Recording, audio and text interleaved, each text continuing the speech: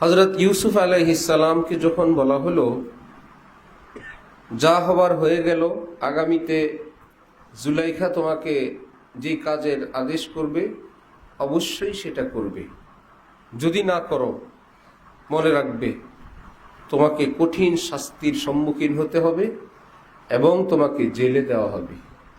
লা ইউসজানান্না ওয়া লা ইয়াকুনা মিনাস সাগিরিন। হযরত থানবী তরজমা করছেন, জেল ভি दूंगा बेइज्जत भी होगा, জেলও দিব অপমানিত হবা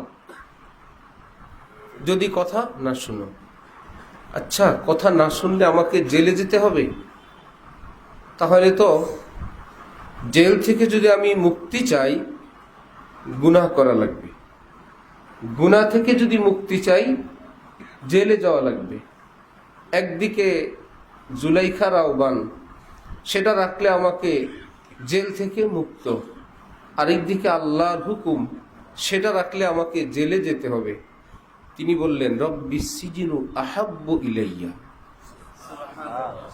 মিম্মা ইয়াদউনানি ইলাই। হে আমার রব, আপনার পথের কয়েদখানা, আপনার সন্তুষ্টির জেলখানা আমার কাছে বহুত প্রিয় ঠিকানা।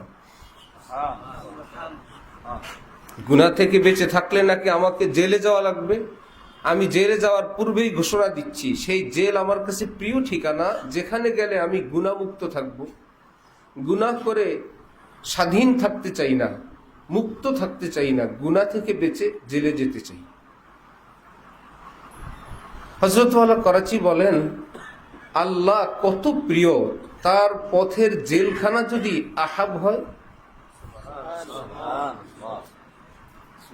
যে আল্লাহকে পাওয়ার পথে জেলখানা এত প্রিয় ঠিকানা, যেই আল্লাহকে পাওয়ার পথের জেলখানা এত প্রিয়, সে আল্লাহ কত প্রিয়।